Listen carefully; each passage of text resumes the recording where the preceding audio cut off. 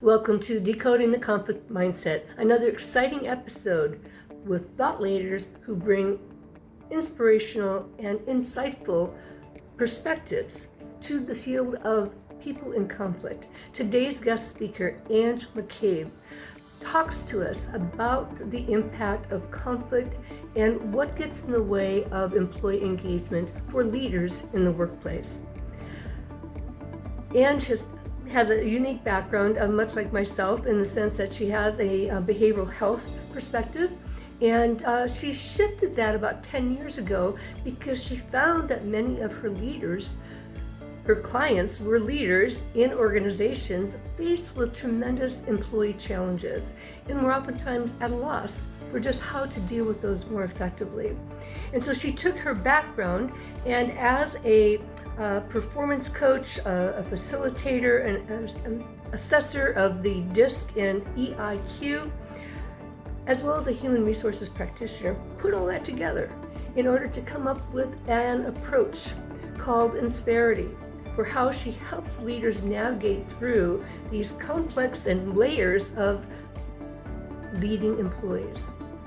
Ange not only is a business coach, a leadership coach, but she also hosts her own podcast talking about the business side of human behavior. And through that, as well as through today's presentation, she talks about the blind spots that many of us can have. So don't go away, stay tuned, reach out to your friends and colleagues, make sure that they listen to this particular podcast with Ange MacCabe. We're coming up soon. Don't go away.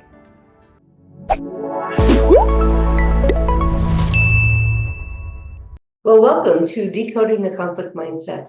And today we have an amazing guest, Ange MacCabe. Thank you, Ange, for being here. Thank you, Dr. Deborah. I'm excited to be here with you today.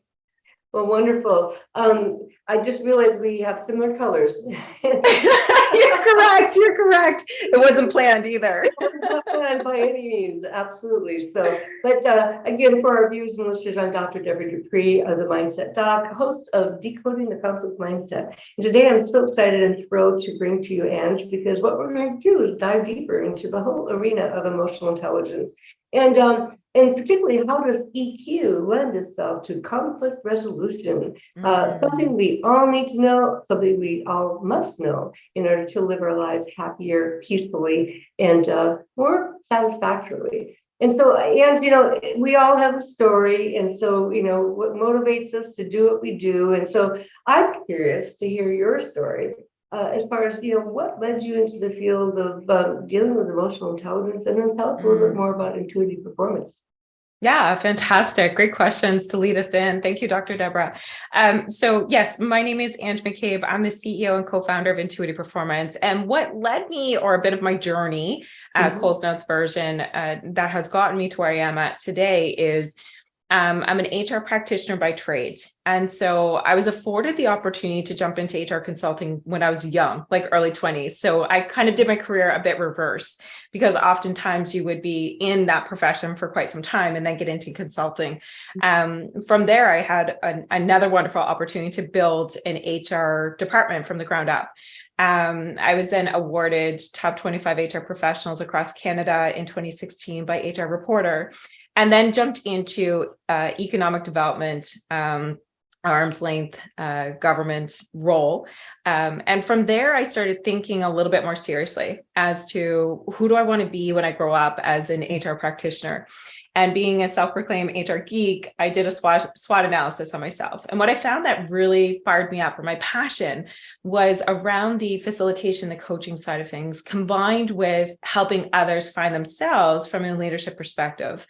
And from there, I went into another role that I found the same sort of thing. I just knew that at the end of the day, I was not going to be a fit for just one organization. And also too, in HR, it's, to be frank, there's a fine line between catering to operational needs as well as to what team members require. And it takes a lot of resiliency and grit, for sure. That part of it, I cut my teeth hard in and learned that, and I'm grateful for those lessons. But what really catapulted me into Intuity Performance, as we are today, is trying to fine tune and figure out how to solve the problem around ensuring that leaders have the right skills for succession planning and to lead our different generations. And to me, it turned into a passion project, because what I started to realize was that although we have some great leaders in the helm, there's always an opportunity to raise their levels of emotional intelligence. At that point, I didn't know that that's what it was. On the same vein or the same track, I have a young son who at the point in time was diagnosed with ADHD. We now know that there's other learning disabilities that are involved there, but he came home one day and he told me that he didn't want to be here. And that was at the young age of 5, I think it was. He was in grade primary. And so that was really hard to hear as a parent. And so for me, being the type of person that I am, I'm a problem solver. And so I got really curious. So instead of kind of going inward thinking I'm a poor parent, or, oh my God, what am I going to do? Or I just have to medicate him and move on. I started to get curious, and it helped me bridge into the emotional intelligence space, because where I've gone with my son is from a place of low self-confidence and mitigating or not able to mitigate problems to now at 10 years old, he's able to express his emotions. Wow. And he's able to problem solve. Obviously he's 10, so meeting him where he's at, but that passion actually raised my self-awareness to lend itself to come back into the leadership space. Because what I found when I was growing up in HR was that oftentimes, when it came to conflict, tying into your topic, Dr. Deborah, it often came down to what that person was equipped with. And knowing what I know now around emotional intelligence and self-awareness, it's imperative that we have those skill sets. So that kind of ignited the passion of Intuity Performance. So we opened our doors, I think, a week to the day of the first pandemic of COVID. Timing is everything, right? So again, another lesson of resiliency. Again, I'm really grateful for my economic arms here in Nova Scotia, because there was a lot of supports, a lot of opportunity for community building and networking. And then thereafter, we jumped into a partnership. So now we have divisions here in Nova Scotia, Canada, as well as Ottawa, Ontario, and we operate across North America now. So we're edging into our 4th year of business. So we're almost at the 5-year statistic mark. So we're excited. And we really focus on the people behind the job, not just the job itself, through what we call whole person performance. And we do that through coaching and facilitations, which really emphasizes on our values with regards to ensuring that all individuals or professionals can show up in the workplace as their whole intentional self. And that's really one of the problems that we're looking to solve, is bridging that gap between action and knowledge to really authentically show up in the workplace, but not using it as a buzzword, being able to walk the walk and talk the talk, utilizing emotional intelligence as a core skill set. That's wonderful. I mean, there's so many threads there I'd like to dive into that. Wow. But it's so interesting. And I see this time and time again. In particular, I was doing an interview series during COVID, because it was like, okay, what are we going to do? But I did an interview series with litigators turned mediators. And so hearing their story and how they even got into law, and then why did they shift? What was the propelling factor? But time and time again, it's usually out of some kind of adverse situation, that developed an insight, a passion, a curiosity. I love that word. I talk about, it takes courage to be curious. And, and so your whole situation with your son, really, propelled you to look at things differently, hence the mindset shift. And I like to, use Albert Einstein's quote, and I may not say it exactly, but it's something like, in the middle of difficulty lies opportunity. Very much so. Yeah. Out of adversity comes opportunity. We just have to be, okay, step back, rather than, like you said, wallow in your, pity in terms of, oh my God, how did this happen to me? But instead turn it around into something very positive. So kudos to you. Yeah. Thank you. I mean, as a parent, I feel that, it's our duty or responsibility to be advocates for our children. And then on the flip side of that, being curious and also open to meet our children where they're at or where they need us. And so, kind of to come full circle, part of that discovery was really understanding kind of how his mindset works. And so he has ADHD, dyslexia, and phonological disorder. And so those sound like big kind of scriptic painting him into a box or prescribing words. But what that means to me is that his brain just operates a little bit differently. I mean, we're all diverse in the sense of how we show up or our thought patterns. And for him, it's just figuring out from an evidence-backed perspective what makes sense and what can motivate him as well as build his confidence. And so that's what we set out to do. And through that journey, I feel like that was my largest lesson when it came to leadership, in being able to understand when I needed to lead and when I needed to sit back and be curious and understand. It was a humbling experience as a parent, because where it kind of tied into a business perspective is I never thought that my child would be the biggest lesson, right? I always thought that, I would luck into a huge mentor opportunity or something like that. But really and truly, he is my guiding spirit in understanding what it means to be emotionally intelligent, showing up both as a parent and as a leader. Yeah, well, yeah, amazing story. And so help me, one of the things, how did you parlay that? You've talked about it, opened your eyes as far as, the importance of emotional intelligence and leadership. And so, yes, how did you parlay that into? And so, again, what you told us a little bit about the backstory for your business and so forth. And so, I love what you had to say about whole person performance as well. definitely. So when I was working in HR, oftentimes I found that there were some internal conflicts as well. So what I did was I took a lot of time to reflect based on what my needs were and understanding myself. And through that scope, you can then transfer those trends to other people and how you adapt. And so the largest thing that I learned around whole person performance is that oftentimes in the workplace, we're focusing on the cognitive stuff.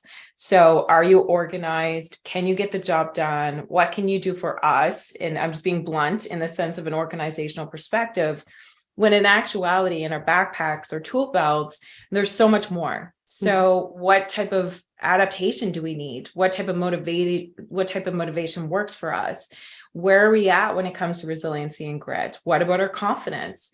And all of those kind of buzzwords that we lean into around trust, positive psychology, self-awareness, all of those pieces fall into emotional intelligence. And so as I started to discover myself, I also started to discover leadership as a broader sense, or more from a global perspective. And one of the things that really kind of kicked off the passion to that was I'd always had some interest in coaching and what is the definition of coaching. And so I went through ICF certification, and again, opportunities just kind of landed in the sense of being able to subcontract with a great platform here in Canada. And it really was able to scale me up as a coach quickly, to understand a little bit more as to how people tick and what they need. And Tony Robbins had said it best, in that when it comes to being successful, it's understanding your own patterns. And then from there, and I'm not going to say it correctly, I think, or precisely, but the gist of it is from there, being able to also understand trends at a global level, and then being able to manipulate them. And what I say, from the greater good, or the GG. And so when it comes to coaching, my passion really comes into the fact that you're not telling people what to do. You're not consulting, you're not mentoring, and you're not attached to the outcomes, but it's more around the connectivity and the interactions with that person. And being able to watch individual professionals and teams flourish from a leadership perspective is absolutely amazing, which again comes into part of that passion project for Intuity Performance. Well, all well said, definitely. And I can really identify and align with a lot of what you had to say. I sort of developed a passion for people in conflict. Go figure why. I mean, I know my story. But as a mediator, specializing in workplace mediation, I quickly saw, the breakdown in skills between, supervisors, managers, and leaders and their employees. And oftentimes, again, people who were highly intelligent, very good at what they do. And so that's why they got promoted. However, they seem to not be as strong and sometimes even lacking in skills on how to effectively communicate. I like to say, are we talking or are we communicating? One thing to say the words is a whole other thing to really communicate, And so I saw a huge breakdown in that. And that's what really propelled me into looking at emotional intelligence many years ago and trying to further, how we show it matters and what leaders can do. So I'm curious, from your perspective, how does EQ actually help in difficult conversations? What kinds of conversations that leaders need to have, should have, and probably do have, but maybe not manage it very well? Definitely. That's it. That's a fantastic question. I like the pointedness around conflict. And so to back up a little bit, I have this value system around conflict that all conversations do not need to be conflict or looked at from a negative light, rather coming at it from, again, that place of curiosity and problem solving. With that, I think leans into emotional intelligence because we know that there's 4 quadrants, 2 of which are internal, 2 of which are external. And so when we understand ourselves, our triggers, what we need, higher levels of self-awareness, we can then adapt to the social or the other parts of the environment with regards to conflict. Where I feel emotional intelligence is really impactful with conflict is that once you do the work internally, it decreases your levels of stress. And it almost helps us keep that proverbial ego at bay because we don't feel like we have to prove or get external validation. Rather, we know where we stand internally, and it's up to us, or we take almost ownership and accountability in trying to help meet that person where they're at, if that makes sense. And when it comes to successes, we know that higher levels of emotional intelligence and leadership in general can increase, the success of achieving goals by over 20%. And conversely, individuals, and I think this is Goleman's work, individuals that are not expressing emotional intelligence would be the opposite. So the delta would be a decrease of 20% successes in goals if emotional intelligence is non-existent. So it's really focusing on, okay, what do I need in this conversation? And not from a place of being selfish, but just self-awareness. Then it's what type of outcomes do we need collectively? Because again, it's not just about the individual, it's about the team, the department, the organization, or that thing that we're trying to impose upon success. And then from there, I believe that when it comes to leveraging your emotional intelligence is also being able to understand that there's self-management pieces. So it's not my job to make you feel how I feel. It's my job to help you understand what I need and my point of view.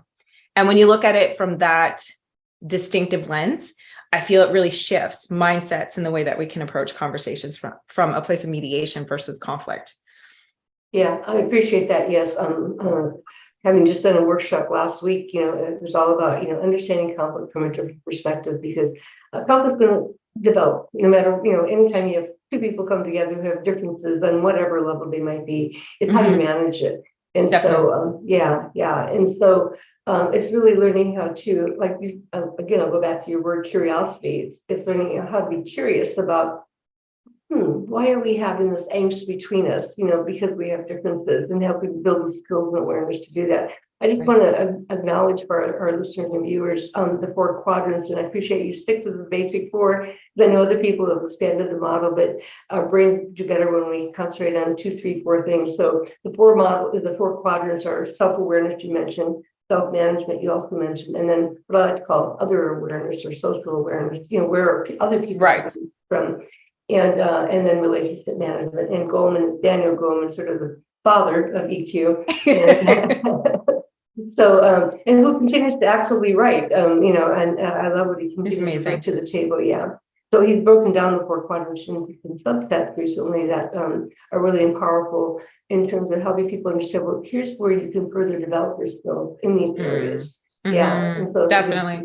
Yeah. And so what do So I guess one message I hear you saying is that leaders stand up, be aware, wake up that, by growing your emotional intelligence, you're really growing the performance of your people, therefore growing 100%. the profits, the benefits, the, overall organizational strength. Yes, yes. Yeah. And I think it was Cy Wakeman. She has done work in this area as well, but on the outskirts in the sense of no ego leadership. And what's valid to point out here is that think about, as a leader, how much time you spend on deflecting or deflating that water cooler talk. Yeah. Right? Yeah. It's a multi-million-dollar, or some would even say billion-dollar market in the sense of wastage. And I don't mean that from a negative perspective, but it's non-productive conversations in the workplace. Or how many times as a leader do you feel that you have to repeat yourself in the sense of, the human-centric or how we're interacting together? When we have higher levels of emotional intelligence, most of that stuff or the irritants are relinquished from the workplace, because we're, again, forward focused. We're focused on problem solving. We're focused on inclusiveness. We're focused on engaging. We're focused on making sure that we're operating from that place of greater good. The other thing that was coming up for me too, when you were talking about how we approach conflict, Dr. Deborah, is with regards to our own individual behavior. So outside of emotional intelligence, there's also, are we task orientated or are we people orientated? And when I reflect upon some of our clients that we've worked with, oftentimes what can happen is if we're task orientated, that's a natural tension for people for individuals or the other set that are human focused. So for example, if we're looking at a new project and let's just say the project deadline was March 30th, 2023, and something came in that kind of put this project sideways, that person that's task focused, they're going to focus on the deadlines. They're going to focus on what's not going right, what should be going right, versus that other side of the table could be focusing on, okay, how does that impact our people resources? And how does that impact the way that we're talking to each other, et cetera, et cetera. So it's being aware, again, another portion of self-awareness in the sense of what people need to be adapted to with regards to communication styles. So, and there's more to it than that, of course. I subscribe to the DISC model. I love it because it really helps us understand people's behaviors, fears, and drivers, which can back into higher levels of empathy when we're communicating with people. And the DISC model, it has been age old and evolved as well, but it stands for dominance, influence, steadiness, and conscientiousness as well. Right. Well, that's wonderful because I definitely use that as a foundation in my work with people. Also, I start off with emotional intelligence assessment, move into the communication style represented by those 4 areas. And I will just say to all of our listeners and viewers that if you haven't tapped into that, it's time to do that because it's just a wealth of information, not only about yourself, but what you can gain and learn about the people you manage on many, many different levels. And so it really does lead to that leader-follower connection in how to tune into individuals. Another guest of mine, Henry Yampolsky, I think gave a great definition of mindfulness. We oftentimes think about mindfulness as being, getting better at knowing ourselves, right? But he says it's not just getting to know better about ourselves, but also getting better at sensing where others are. And so that's where, the DISC model can come into play in terms of really helping us understand human behavior. Because each style has a different focus, each style has a different underlying need, a different underlying fear, even how they communicate statements or questions. Again, the focus in terms of tasks or people, and so it's just really insightful. And again, if we know what if we know what the signs are, the world is full of clues that we can then use in terms of how we lead and influence others. That's really well put. I appreciate that, Deborah. And I agree with you. I definitely subscribe to that and recognize that it's really about leaders accommodating their team members but also understanding that when it comes to accommodating or adapting, I should say, it doesn't mean that we're being fake as leaders, but rather we're, to your point, we're understanding those proverbial clues and showing up for the other person how they need us to show up for us. That was something that Dr. Tony Alexandra has put out there through Assessment 24/7 under the DISC model, where it's like, you're talking about adaptability. And in some circumstances, Dr. Deborah may want to adapt for Ange on Monday around how we're communicating based on this podcast. But on Friday, maybe Dr. Deborah's tired and she really doesn't want to adapt for Ange, and that's okay too. So it's really understanding as a leader when to kind of push and pull those levers of communication and adaptability. I agree. Yeah. And again, I said it earlier, it takes courage to be curious. And so it does take courage to own where we're coming from. Yes. It's like, hey, you know what?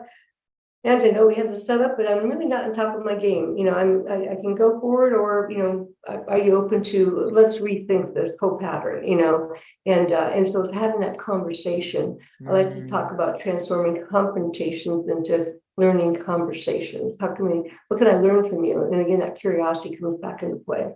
Yeah, I really enjoy that. And what I've noticed too, through the same sort of realm as podcasting and with our clients across Canada and the US, is that since the pandemic, we're getting more intentional as to how we're showing up, and it started to organically happen. And now people are kind of getting curious about it. Like, how do I intentionally show up with my team members? And I remember speaking to an executive director for an NGO in British Columbia, and they had identified that they utilize Slack and Zoom as part of their remote working program. And they've done so for some time. But what they started doing differently during the pandemic was actually going around the virtual table to say how we're showing up today in the workplace, so that people really can understand and, again, meet them where they're at. And there was a bit of levity that was injected there, because one team member had said, and I won't forget this story because it really resonated with me. They said, look, my 3-year-old daughter has a dairy allergy. She snuck into cheese crackers. She's been throwing up since like 11 o'clock last night. So I've had 4 hours of sleep. So if I'm showing up as a little, that's why. And like, that's how she kicked off her meeting. And that was acceptable. Yeah. I remember growing up when I was working in my first and second jobs, I would have never dared to identify to my boss that I only had 4 hours of sleep for whatever reason. Yeah. And so I think it's phenomenal that we're getting more intentional with regards to those things, because to me, what that shows is a practice of deflating conflict. So you're making it that psychological safe environment. I think that's really part of it, to ensure that there's consistency and decreased levels of conflict. Yeah. And so that really speaks to, a concept that I've been working with and came out of Amy Edmondson's work from Harvard on creating psychological safety in the workplace. Yeah. I like to say, we've come a long way, baby, when it comes to physical safety, with all of the safety protocols that we have in place and the safety gear. And I mean, even the pandemic, all the, PPEs and all of that.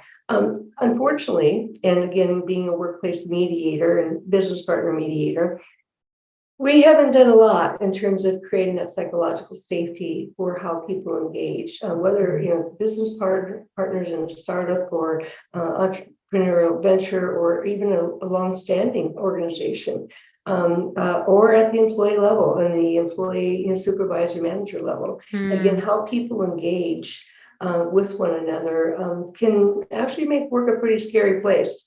And so what kinds of strategies can leaders consider in creating a safer workplace on that psychological level? That's a great question. I think that it's more about how they practice and show up. Actually, I would say it's two-pronged. So it's what type of programs does that organization have in place to support psychological safety as their foundation?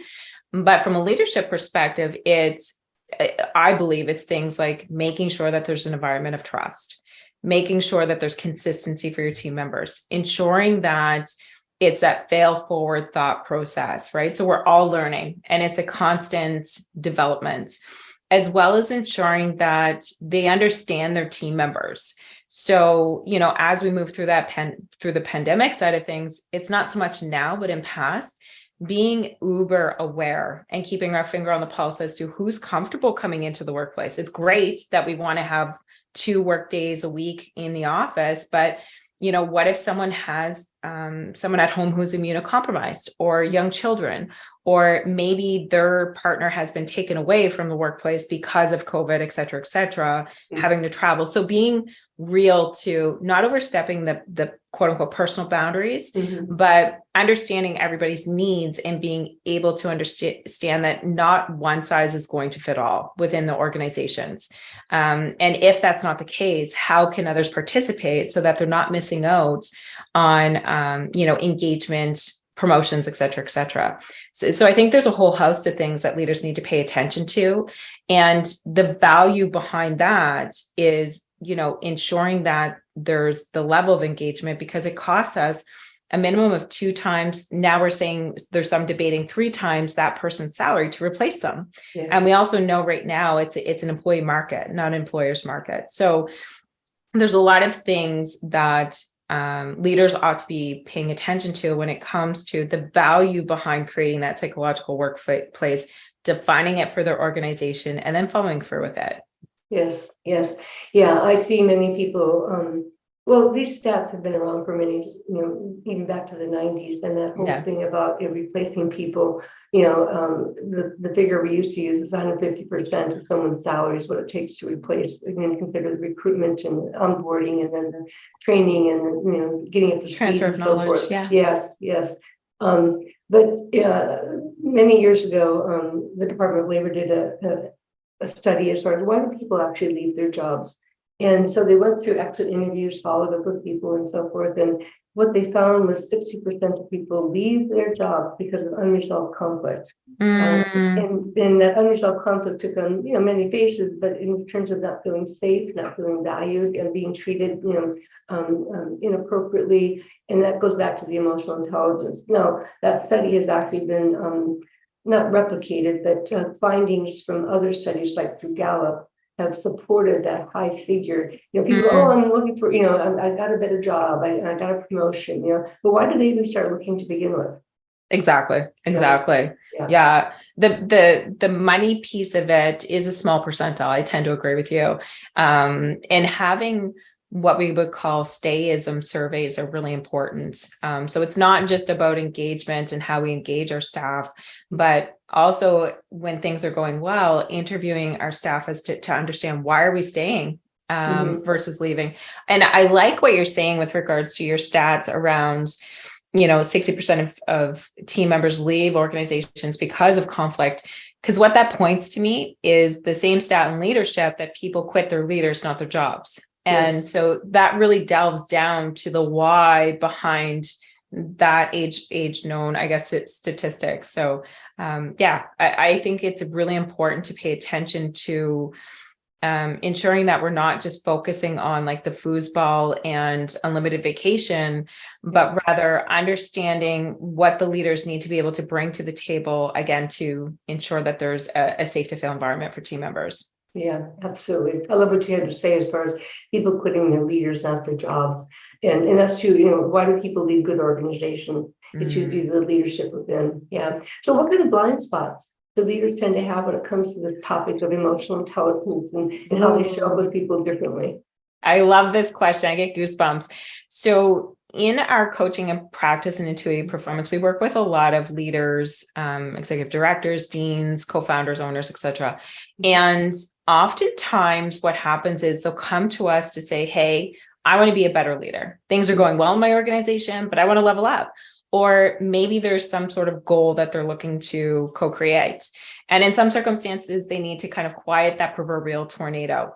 What happens that I've noticed, statistically speaking, over the past 3 years is that that's almost like a core competency that they want to figure out. But when we're looking under that proverbial iceberg, it's things like self-esteem, confidence, imposter syndrome. It's all has to do with like that self-recognition, social recognition pieces first. And then it's also looking at building upon, how do I increase empathy? How do I decrease judgment?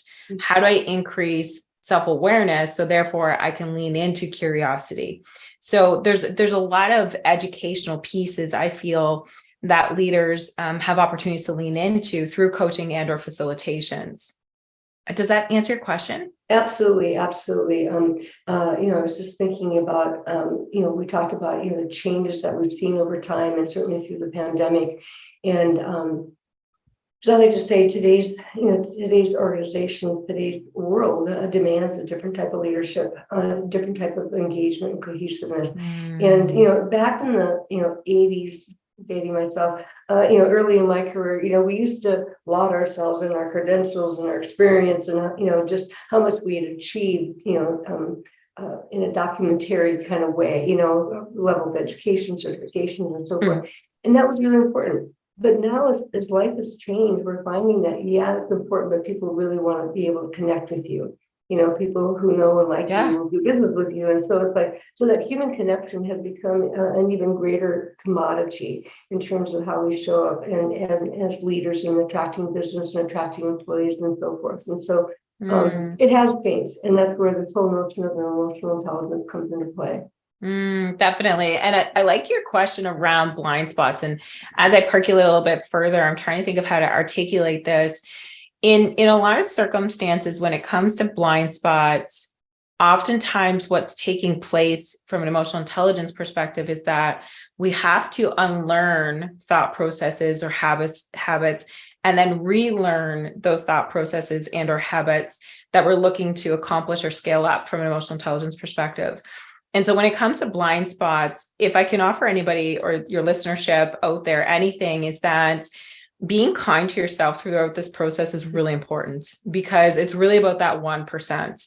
When we're thinking about creating new habits, it can take anywhere from 66, I think, to 318 times to create that new habit. So, it could be 3, 6, 9, sometimes 12 months. And understanding that it's the small, I guess, hoops or hurdles that we get over or work through, I should say, with regards to our blind spots, that are really important, because that helps build that resiliency and grit piece when it comes to learning more about emotional intelligence. And what I've seen in our coaching practice at Intuity Performance is that we've had coaching clients for almost 3 years now, and they'll come back to co-create new goals in their leadership to continue to scale and grow as a leader. And because we have that history and the connection with that coaching client, they can, the blind spot piece can pop up every once in a while and be like, oh, I had this new situation. Remember my imposter and they came up again. And I was totally surprised by it. I feel kind of not backed or set back. And so it's working through things and understanding that emotional intelligence isn't like a hockey stick. Yeah. Rather, it's more like a roller coaster. I like that. Yeah. It doesn't have to be a wild, crazy ride, but it does go up and down.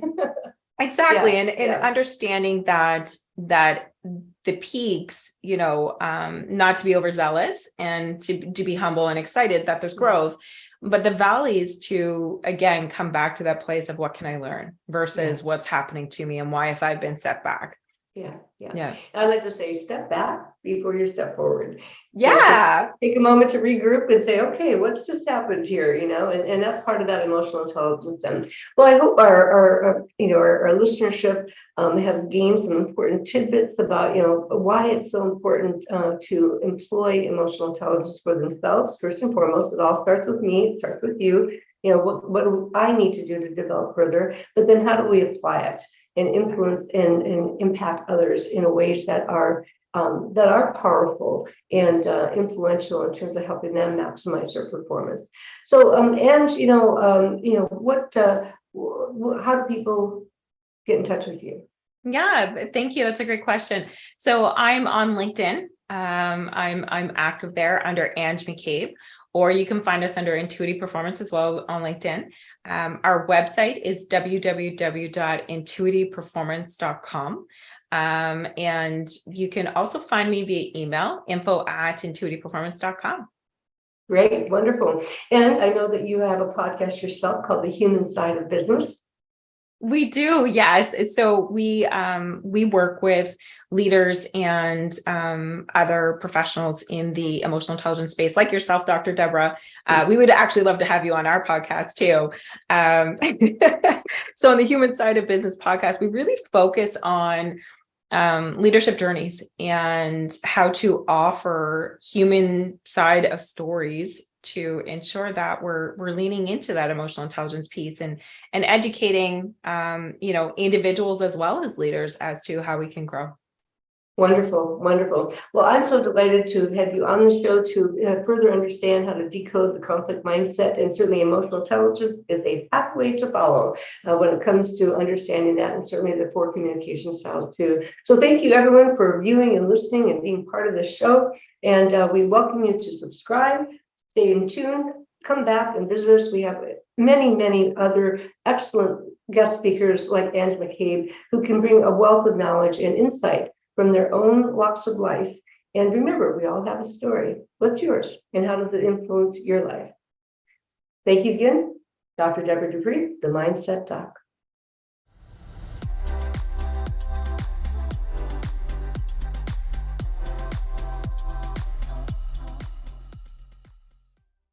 Well, hope you got some keen insights from Ange MacCabe.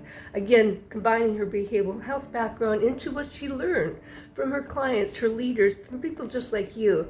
She has put together a whole approach that's been inspirational and life-changing.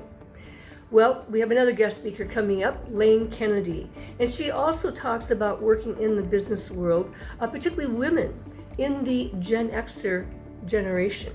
Why? Well, because she's part of that generation. Secondly, well, she has had a very successful career, founding a $1 million global company, been a model, traveled the world globally, and yet found herself challenged in managing the stressors of that kind of lifestyle. And so she decided to make a huge change and became sober-free 27 years ago. And she talks about how that change has impacted her life and passes on gems of wisdom to share with people just like you. While she focuses on women, this isn't just for women. It's for all people, because we engage with males and females throughout our life. So sign up, subscribe, pass this on, tell your friends and family who might be impacted by addictions and how it can alter and yet change your life. Dr. Deborah Dupree, the Mindset Doc, host of Decoding the Conflict Mindset.